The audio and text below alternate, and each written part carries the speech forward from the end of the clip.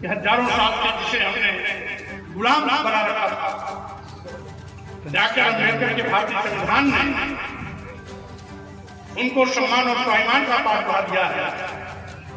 अब वो गुलामी के लिए तैयार नहीं है, गुलामी की जंजीर को तोड़ने के लिए व्याकुल है। अगर यह गुलामी की जंजीर को तोड़ देंगे तो हम गुलाम कहां करने जाएंगे, हम गुलाम किसे बनाएंगे, इस चिंता में मरे जा रहे हैं। लेकिन फिर भी आपको सम्मान और स्वाभिमान के साथ खड़ा होना, सम्मान स्वाभिमान पर चलने वाले लोगों को जवाब देना होगा। आपके अत्याचारों पर आरक्षण पर डकैती डालने वाले लोगों को सत्ता से बाहर कहां पर रखना होगा। कुछ लोग कहते हैं कि मोदी जीत रहे हैं, मैं कहता हूं मोदी नहीं जीत रहे हैं, ये ईवीएम का पकड़ा मिल रहा है। क्योंकि 2022 उत्तर प्रदेश असेंबली चुनाव हुआ, 403 विधानसभा में 309 सीटों पर बैलेट पेपर वोटिंग में समाजवादी पार्टी आगे थी। बैलेट पेपर वोटिंग में भाजपा मात्र 94 सीटों पर आगे रही। ईवीएम मशीन में भाजपा आगे कैसे हो गई? इसका मतलब है ईवीएम में कहीं न कहीं कोई खेल है। अभी जिन प्रदेशों में चुनाव हुआ, राजस्थान, मध्य प्रदेश, छत्तीसगढ़ में बैलेट पेपर वोटिंग में 2/3 सीटों से ज्यादा कांग्रेस आगे है। तो ईवीएम की गिनती में भाजपा आगे कैसे हो गई? इसका मतलब है कि ईवीएम का विक्रम की जीत है। ये मोदी जी कृष्णा का जीत नहीं, बल्कि ईवीएम के खेल की जीत है। और इसीलिए संविधान बचाने के लिए, देश बचाने के लिए, लोकतंत्र बचाने के लिए अब सभी लोग मिलकर के छोटे स्तर से लेकर बड़े स्तर तक इस बात की मांग करें कि ईवीएम हटाओ, बैलेट पेपर सिस्टम लगाओ। ईवीएम हटाओ, बैलेट पेपर वोटिंग सिस्टम लगाओ। इससे साथियों,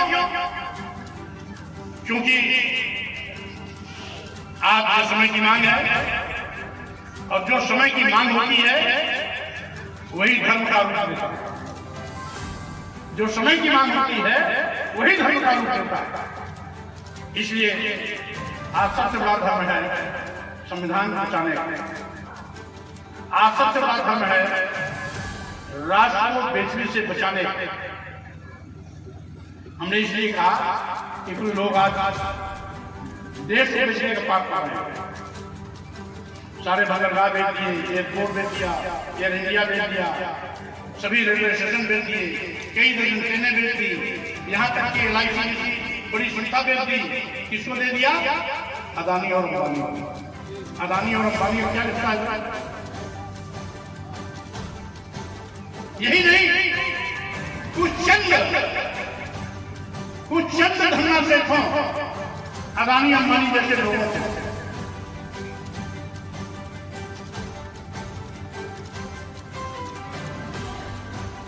28 लाख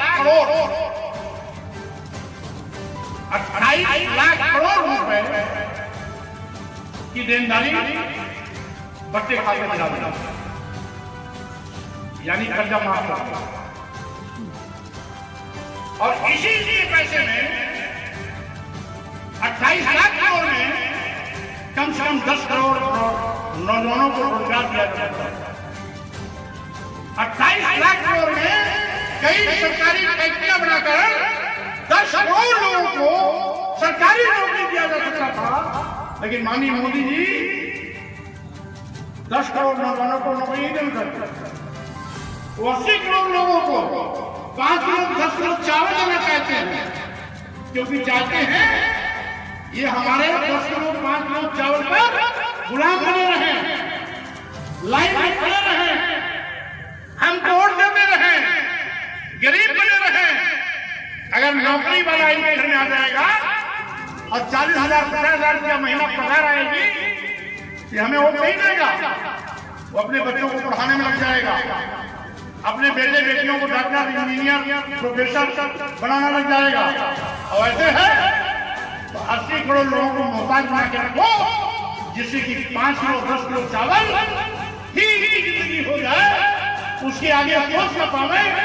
ये सोचना बंद कर दे कि हमारे बेटे और बेटी को नौकरी चाहिए, ये सोचना बंद कर दे कि हमारे बेटे और बेटी को पढ़ाई चाहिए, ये सोचना बंद कर दे कि हमारे बेटे और बेटी को दवाई चाहिए, ये सोचना बंद कर दे कि हमारे बेटे और बेटी को भी doctor engineer professor Lokesh IAS बनना है। ये सोचना बंद कर दे केवल 5 किलो 10 किलो चावल तक ही सोचना याद रखें और सब भूल जाए। यानी देश में हमारे पत्रकार नहीं लिखेंगे, ये मोदी मीडिया के लोग हैं, ये स्वामी प्रसाद मौर्य की नुक्ताचीनी करेंगे, ये सही बात नहीं लिखेंगे। सही बात लिखेंगे तो मोदी योगी जी इनके खिलाफ भी जेल की व्यवस्था कर देंगे, FIR करा करके सीधे दे देंगे, चल बच्चा तुम। इसीलिए ये नहीं लिख सकते कि देश में मोदी जी ने 80 करोड़ लोगों को गरीब बनाया, मजलूम बनाया, लाचार बनाया, जो 5 किलो 10 किलो चावल पर मोहताज जिंदगी जी रहे। इसलिए साथियों, आज सावधान रहने का